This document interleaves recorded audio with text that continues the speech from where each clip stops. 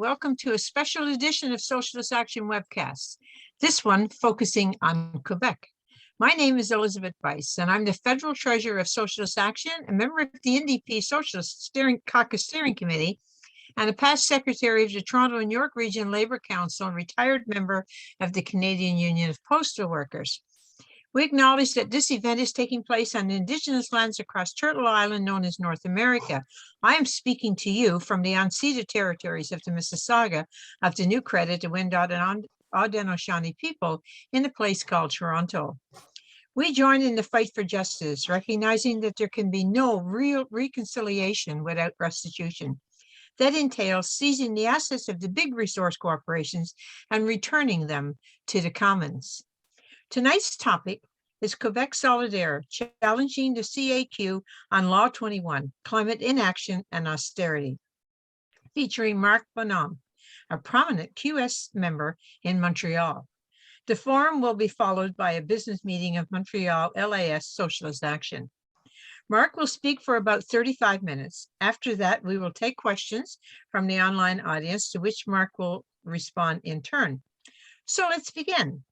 Marc Bonhomme is an anti-capitalist and activist member of Quebec Solidaire, fighting for an eco-socialist and eco-feminist society that cares for people and the Mother Earth so that humanity can survive as a species among other life forms.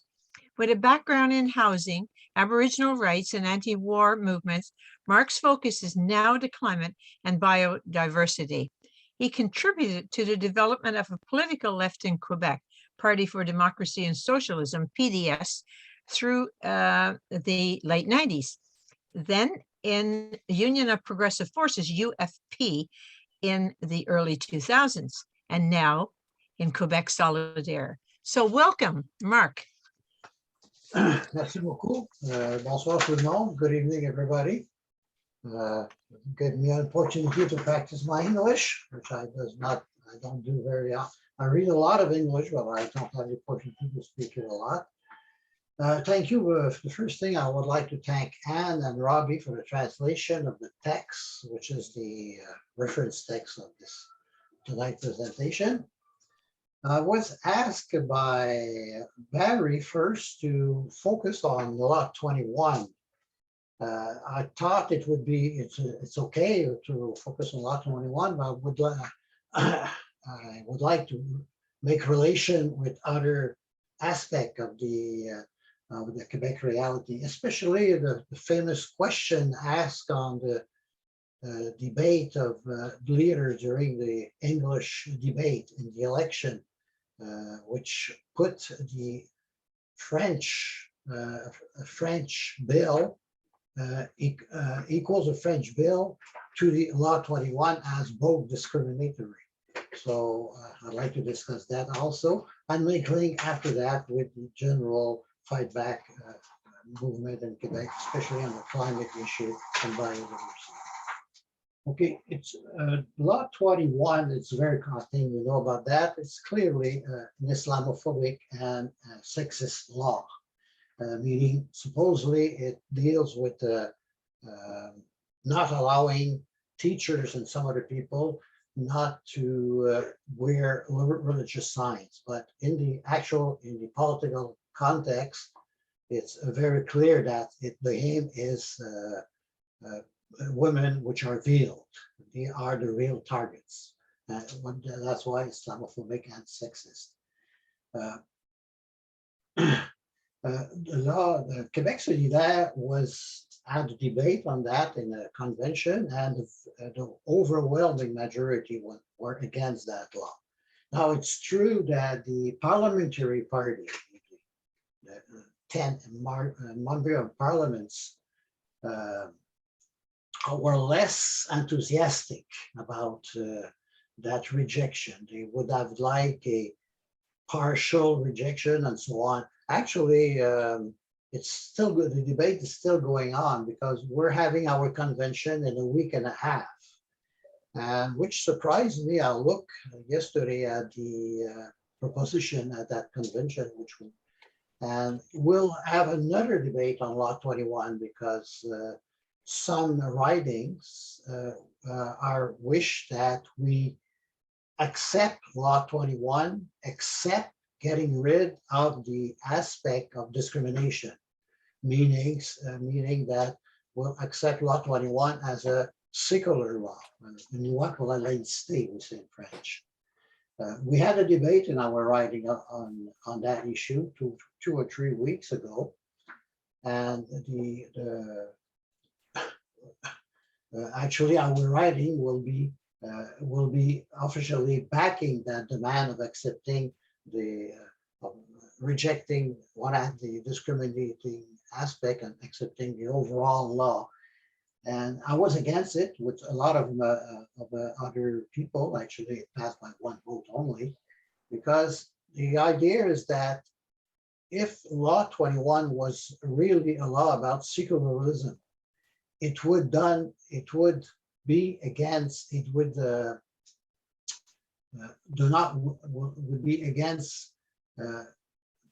fiscal privileges going to religious organization, which benefit especially the Catholic Church.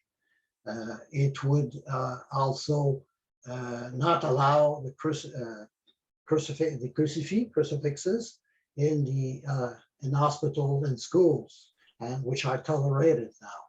And it does not do that at all, meaning that Law 21 was really a law, an Islamophobic law, and it was the art of it was this way. But one can wonder why the parliamentary party is enthusiastic. Well, enthusiastic. It's because of electoral reason. They want to Quebec Solidaire in the next election in next fall, in 1 year. They want to get to have member of parliament elected in the suburbs, in the regions. And actually, the CAQ has a very strong, is very popular in the suburbs and the region and French-speaking suburbs and regions. And why is the CAQ so popular? And why the majority of the French-speaking people in Quebec are very sympathetic to Law 21? There are reasons for that. You can say racism is part of it, definitely part of it, as it would be in English Canada, but it's a bit more complicated in Quebec than it would be in English Canada. And to understand that, we have to look at the language issue, which was arisen in the question of the debate, the English debate, first question of the English debate. So actually, a lot of people think that the Law 101 and Bill 96, which will amend Law 101, discriminate against the English minority in Quebec. And that's really the same thing as Law 21 against the racialized people in Quebec. It's the same, it's approximately the same thing. Well, it depends. If you look at the conception of equality, let's say, which is the bourgeois conception, which is the federal conception, well, you see equality as something very abstract, meaning that if you have a policy toward, let's say, the French-speaking people, you got to have the same policy toward the English-speaking people. So let's say if the French-speaking people in the rest of Canada have schools and hospital of their own, then the English-speaking people in Quebec must have also a schooling system of their own and a health system of their own. So that's equality, isn't it? Well, we should know better as left people, as Marxists. First, there's reality. Reality is that the only hospital that French-speaking people in Ontario have is Little Montfort Hospital in Ottawa. They have no, well, now they have that little French-speaking university in Toronto with 100 people or 200 people. That's a kind of radicalist. And there's some bilingual university like Ottawa and Laurentian. Well, actually, Laurentian, as you know, going down, and Ottawa University is a lot more English than it's French. If you go in Quebec, it's the completely the reverse. You have McGill, Concordia, you have Splendid Hospital and all that, which are actually a lot better than the French speaking system, either in health or schooling. Okay, so we know by the feminist movement that equality between women and men need affirmative action because there's an historical inequality. So it's the same thing for languages in Canada, French and English. It's the English domination in languages, well, where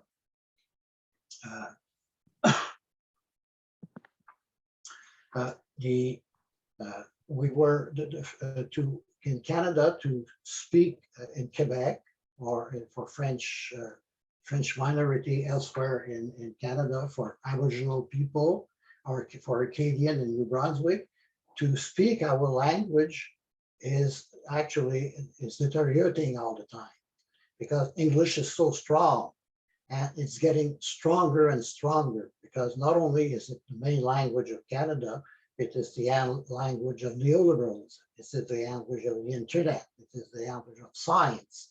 It's the language, which is the lingua franca of the economy of the world, actually. And for French, it's exactly the contrary. It's going down. It's not like Spanish. It's not like Arabic. It's not like Mandarin. French was an international language, but it's spoken less and less. Even France, English is very popular. So if we want to have a society which speak French in Quebec, we need affirmative action. And affirmative action is we need to protect our language, meaning we need an health system, a school system, and a lot of other things, and to try to reach an equilibrium. But actually, there's a big problem there because accepting that the English-speaking minority in Quebec, which is not really a minority, it's a bastion of the majority within Quebec. And they behave like that. And you got to prove this week with the president of our Canada. It was obvious. He just didn't care. So it's a good thing that thing happened, by the way, because it's a kind of shock in Quebec, which was a necessity, I think, and it tells the left, because the left, and I'm including here the Marxist left, accept more and more without contesting that the English-speaking people in Quebec, the historical English-speaking people, is a minority that, and they need their health and schooling system. But if you think of them as a bastion of the majority in Quebec, you realize that they don't need the danger is toward French language, not toward the English language. And if you think that, if you start from that historical reality, well, then you have to admit that if they have their own system like they have, well, it will attract the French majority, which is doing, actually. It's now not only the allophone, but the French-speaking people are attracted by, let's say, Dawson, the Cégep Dawson, and they are attracted by McGill University, Concordia University, because it's better. They have more means. They have better teacher because they can pay more. And they have better laboratories and all that. So let's say you want to make a career in the world of competition. If you have the capacity, you want to go, well, maybe to McGill. You want to go to Dawson. to learn English because it's an asset in the economic world. And that's what's happening now. And Bill 96, I do explain it in my paper. I'm not going into the detail here. Try in a very clumsy way to slow that, in a very bad way, but it's trying to slow that so that French-speaking people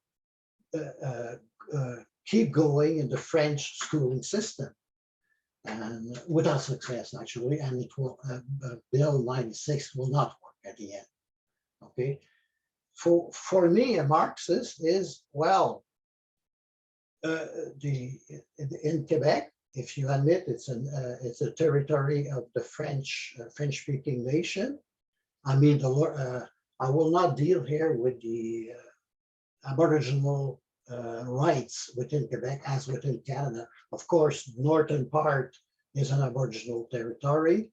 We'd have to discuss it.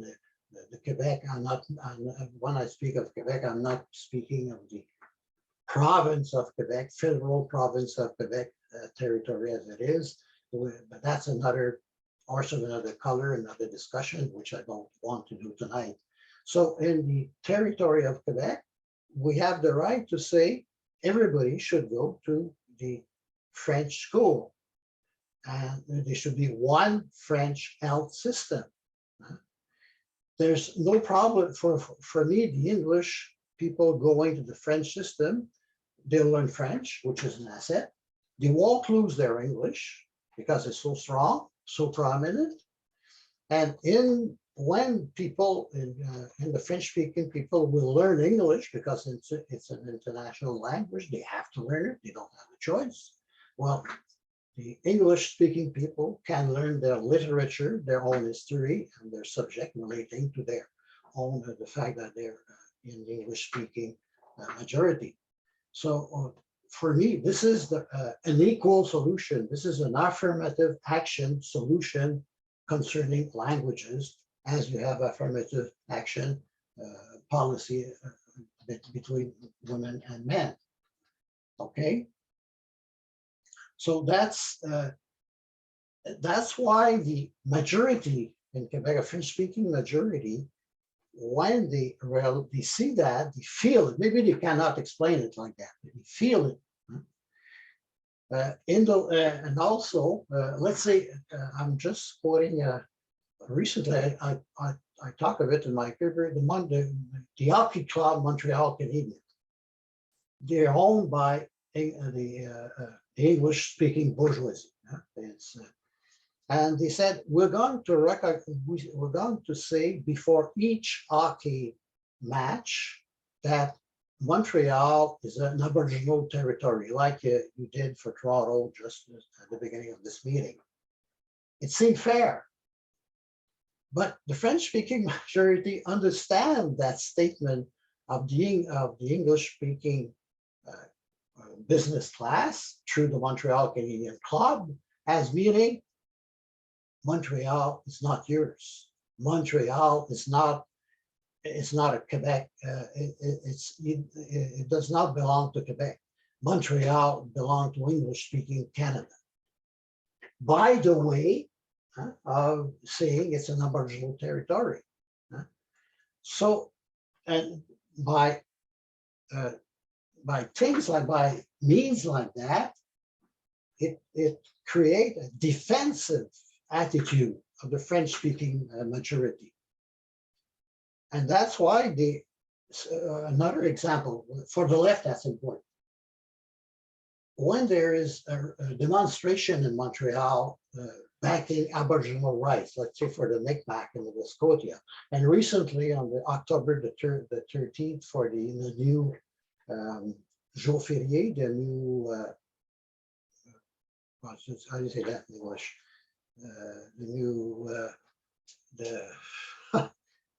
The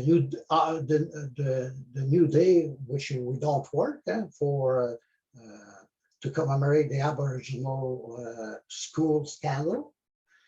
There were a demonstration in Montreal, and there were a lot of people. I went there. Everything was in English. Okay, so except the speech of the president of the Association of the Aboriginal Official Organization. His name is Ghislain Picard, which is a very moderate person. He speaks only in French. But the radical speaker of the Aboriginal, representing the Aboriginal people coming from the Mohawk community, for example, speak only in English.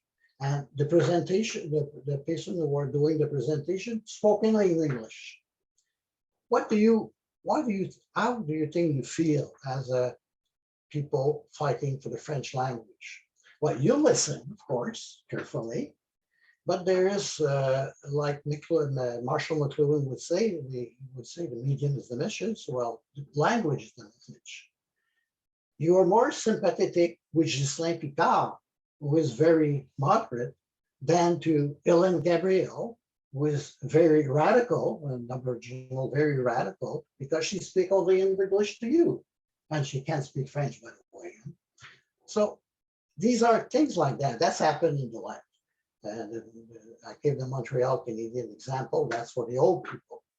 So you're on the defensive, and you have a tendency to look at not only the business class, but as the minority speaking English, because Aboriginal are forced to speak English because by the Indian law, we understand that. And even the small demonstration on Law 21, they're not 1 year ago, were very bilingual. I went to two of them. So as long as this is known in the people, the reflex, the reaction is to say these people are really in alliance with the English majority. Okay, so they listen to the CAQ. When the CAQ say we're not going to be invaded by the Muslim minority, and we'll go with secularism. Well, the people are open to that argument, and this is what is happening. It's very unfortunate, but it's very hard to deal with, but we have to deal with that. So that's why it's a mistake to mix Law 21 with Law 101 or Bill 96, which will be actually bring modification to Law 101. The distinction must be very clear for the left. It's not the same thing at all. Apart from that, I'm making the point in my text. With time, I realized that there's a theory in English, in the left in English Canada, the settler colonialism. The idea that, which is true, Canada did invade, colonize the Aboriginal people, but then they forget about the conquest of the 1760. That's forgotten. Okay, it's the invasion and the subjugation of the Aboriginal people, the ethnic cleansing of the Acadian in 1755 is not in that picture. The conquest of 1760 is not in that picture. And it ends as another view of the world, Canada, not as a capitalist country, which colonized the Aboriginal people, but as a white people, including, of course, the Acadian and the Quebecois. We're all white, subjugating and the Aboriginal people and racialized people, Black people, Muslim people. So in this view of the world, there's no place for the oppression of the Quebec people or the Acadian people. It disappeared, theoretically. I think this is very dangerous. I understand that in our old way of understanding Marxism, there was a problem. because we spoke of the primitive accumulation of capital, of slave trade and the conquest of the Americas and the genocide of the Aboriginal people. But then we said in our head, well, this is history. This is the past. It's over. So we turn the page and there's another story. And we realize now that's not true. It's going on. The primitive accumulation of capital is still in our head. It's still, there are effects in the society. David Harvey called that capital, I think, by capitalism by dispossession, something like that. It's still going on.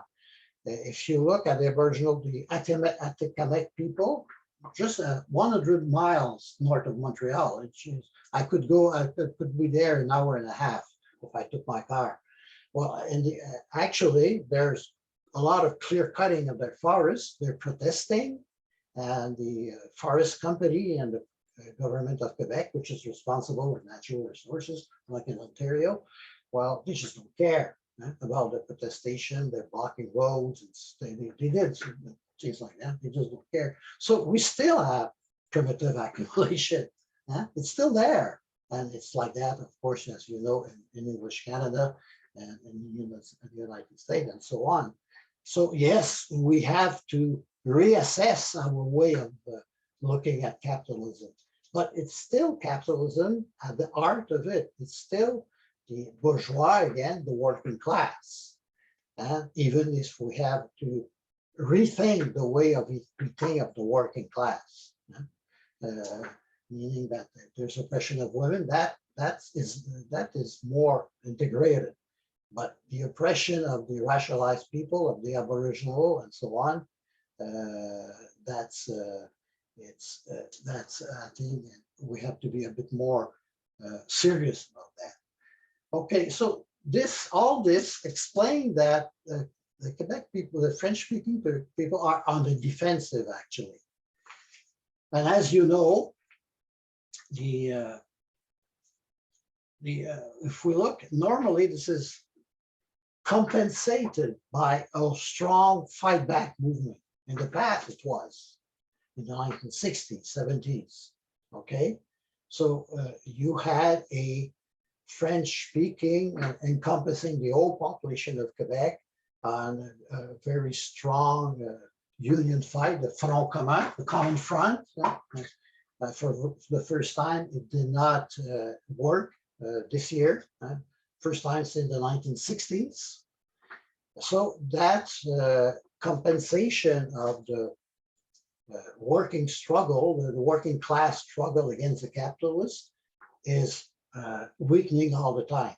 This is not very original. It's like that everywhere in the world, in Canada and the USA and so on. Okay, so with that weakening, all the identical movement, the contradiction between men and women, of course, but between Aboriginal and non-Aboriginal, between French-speaking, non-allophone and Anglophone, and so on, take a more strong presence in society, and that's why you have the Black Lives Matter movement, for example, which is taking the headline, not only in the USA, but also in Canada, and so on.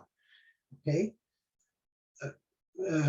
It must be said now that we're seeing the rise of another type of movement which can reunite the people, and it's the climate movement, the biodiversity movement. As you know, 2 years ago, we had 500,000 people in Montreal, with the Greta Thunberg being here, and so on. Then you had the pandemic, of course, that's really took down everything. But on September 24th, we had 15,000 young people with a strike of 100,000 students. Well, that's a bit more than a month ago, and it's coming back. Now, it's true that in this last Saturday, the union movement make a front. They were supposed to do a big demonstration. It was a complete flop, but that's bureaucracy. The union bureaucracy, if they can sabotage something, they do it, and they did it beautifully. So I won't deal with that more than that. there is a fight back movement in the union movement, not because of the bureaucracy, in spite of that. The women, the kindergartens, women, they were offered by because there were a total crisis of recruitment, they were offered a rise of more or less 20% on a few years, which is normally big. They refuse it. They're still going on, they're still making strike because it came with a allongement.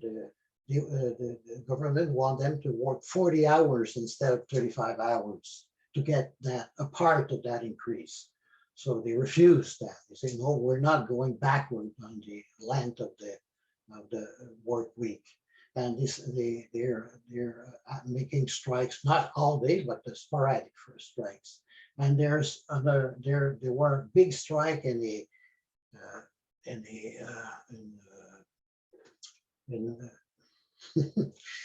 mill, killing animals to why do you say that? Okay, but continue. You know what I mean. And it was a big strike. Abattoir. An abattoir. Okay, and these people they toughed their run against the CAQ, against the pig producer, and they won. They did it for 2, 3, or 4 weeks. It was very tough. All the media were against that, and they won. So it's a bit like in the USA, and you probably read about some resurgence of the union movement in the USA. I think you have that actually. It's not that strong, but it exists. It exists. So that's the positive side. And I would say I would end my presentation by that last thing. Okay, I'm just looking at my notes, and I'm trying not to forget. I have a big it's in my paper, and it's very extensive in my paper. I do 2 or 3 paragraphs on it. A leader of an important climate organization called La Planète s'invite au Parlement, who organized that 500,000 demonstration 2 years ago. He said, I think we were wrong. Well, not wrong on having 500,000 people, of course not. Wrong on the demands. He said, we invited the politician. Justin Trudeau was there, and all you had the CAQ was there, and all the politicians were there. So they say, we're saving the planet. Come on, we're all together to save the planet.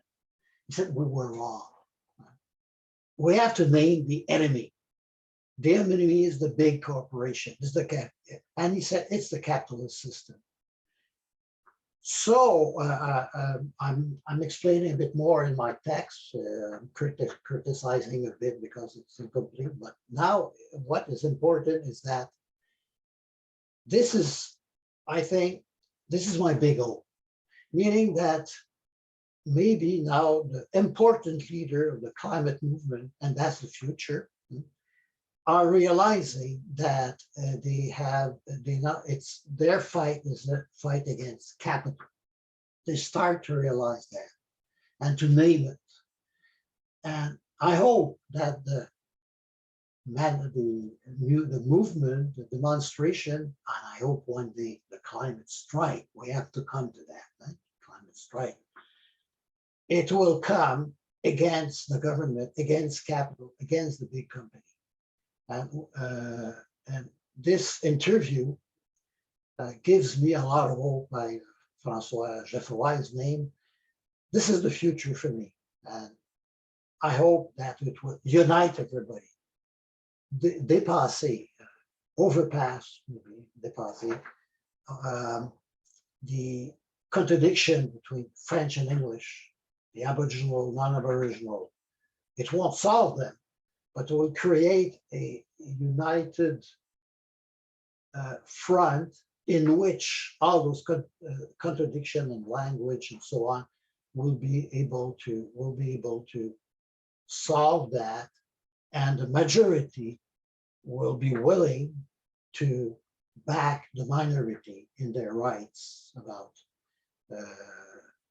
against racism, their right about their language, having their system, the justice system for the Aboriginal, for example, the wood cutting, the clear cutting, and so on. So that's my hope. That interview really gave me a lot of hope. And also the rebirth, small rebirth of the Fight Back movement. So these are two things I might hope. Thank you for having listened to my bad English. It's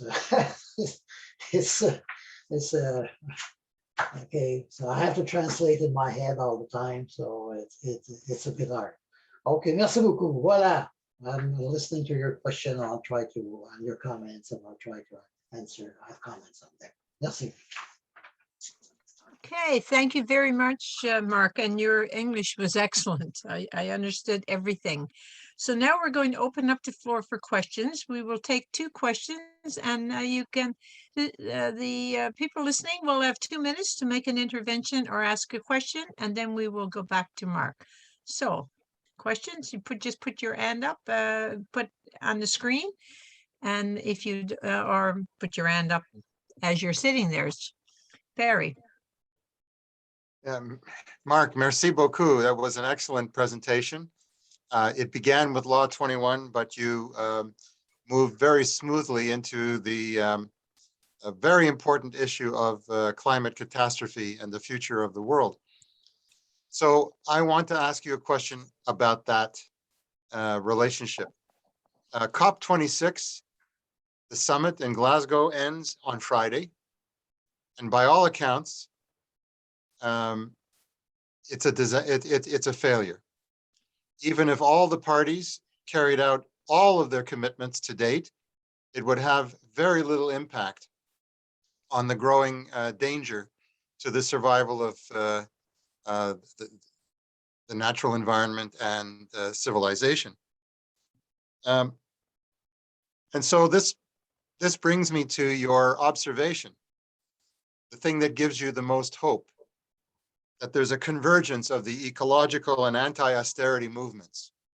And we do see that in our own experience outside of Quebec. But inside Quebec, it's particularly interesting, it seems to me, because Quebec is more progressive on matters of ecology and also anti-austerity, I would say. Some examples: Quebec is strongly opposed 30 seconds. To the pipelines that the federal government has purchased and wants to extend. Electronic vehicles, 1% of the fleet in Ontario, over 5% in Quebec, even higher in British Columbia, I would note. And the federal government felt compelled to appoint Stephen Guilbeault as the energy minister because of his reputation as an environmentalist.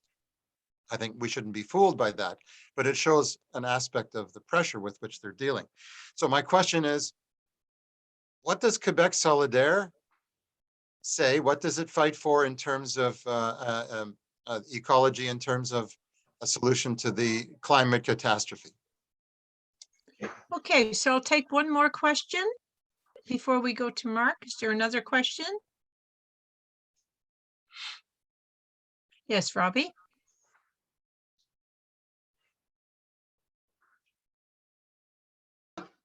A couple of weeks back, I noticed that Gabriel Nadeau-Dubois, one of the parliamentary leaders of Quebec Solidaire in the National Assembly, one of the principal leaders of the party, called Legault's game, and implicitly the game that is launched by the English-speaking federal media that came out in that famous question that you mentioned.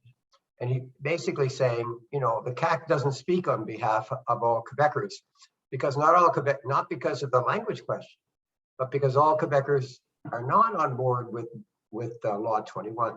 Now, you mentioned maybe some more ambiguous politics in Quebec Solidaire on the issue of Bill 21, but I took that to be a fairly, not only a fairly bold tactical move by Nadeau-Dubois, but a very good one, actually, because it opened up the part of the debate that is locked in a kind of identitarian grip that the CAQ has control over it.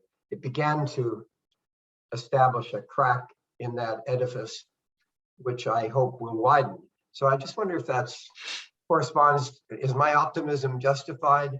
Is Quebec Solidaire able to lead this kind of battle to break down the kind of consensual politics that plays very much to the advantage of the CAQ and begin to introduce a note of discord, of division, social division, of class division on the issue, in this case of language, but it could be on climate as well, or many other issues. Thank you, Robert. Before we go to Mark to answer these questions, if you would like to ask a question, you can also write it in the chat. Just make sure you write to everyone so we can all read it. So you can do that as well. Okay, so we're coming to you, Mark. You have 4 minutes. Okay, the climate, you're right to point that we had victories, that people had victories against pipeline, 2 or 3, GNL Quebec and Energy East, and some other less important one. And that's important. With British Columbia, I think Quebec is a very, one of the most ecological provinces. You're right for that. As far as the converging of the climate fight back and anti-austerity fight back, well, we're not there yet. Unfortunately, we're not there yet. You have, for example, those people I'm talking to, these women in kindergartens, and you have the climate fight back on the other side. They're not converging yet. That is to be, but we have those 2 fight backs happening at least. I would like to mention also there's more and more in Montreal fight back for biodiversity. A lot of people are mobilizing to save terrain vague, which are undeveloped spaces in the city of Montreal.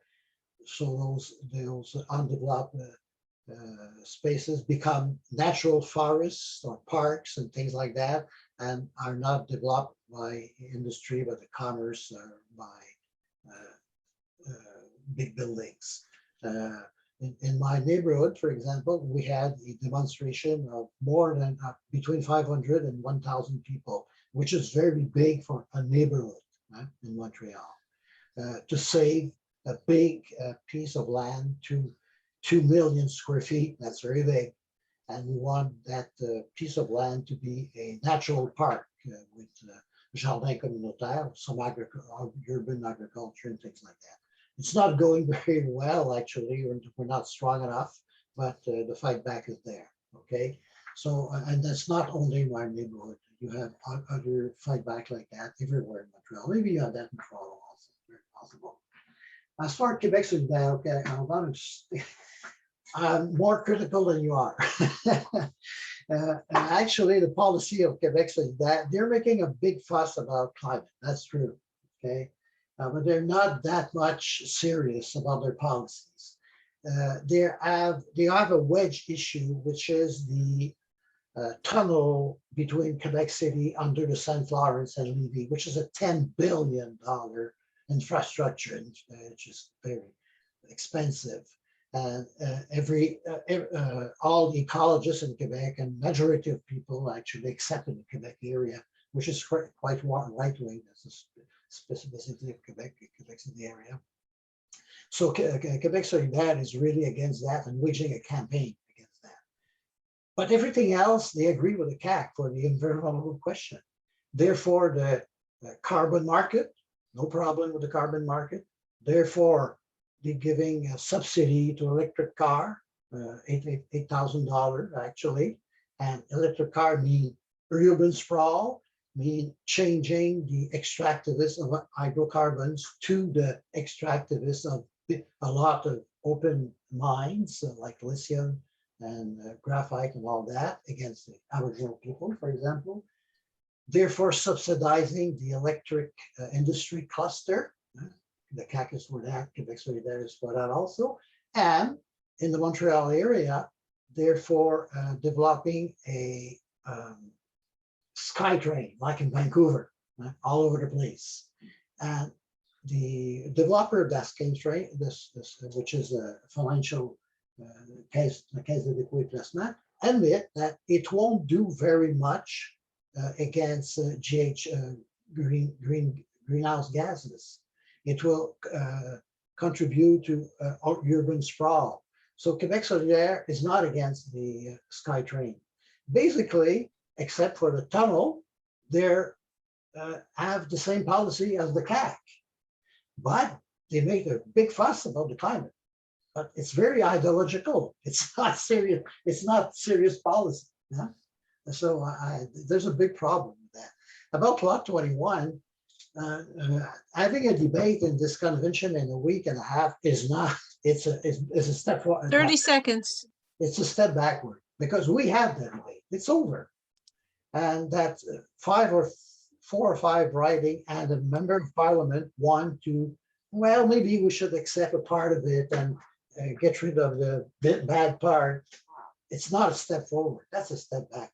I hope that will solve that problem very rapidly in the convention next week, so that we can discuss climate, which is the main debate in the convention next week. And the problem, well, I just mentioned it. We have big problem. The left have big problem, and we do have a demand, so that the target for 2030, which is officially for Quebec Solidaire 45%, which is a lot too low for, it's not the what is asked by the GIEC in French, IPEC, I think in English you say. We asked for 65%, 20% more, which means a complete, a different approach of the climate fight back. Getting rid of the market solution to go with a war-footing economy where the state, democratized state, is leading the economy to reach 65% less GHG in 2030. That's necessary. And this is the big fight that we will have in a week and a half in the convention. There are 7 writings asking for that. Wrap up, comrade. Okay, well, with that 20% rise, and that will be the big fight at the convention. Thank you. Thank you. Thank you. Are there any more questions? I don't see any in the chat. Are there any other questions?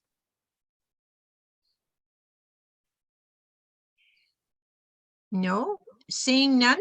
Do you have any last words for us, Mark? Something you'd like to say that you didn't have time to say? No,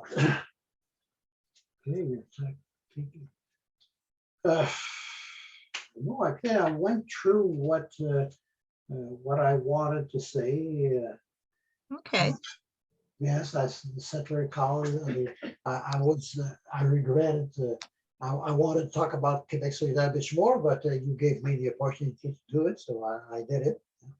And Okay. that's fine.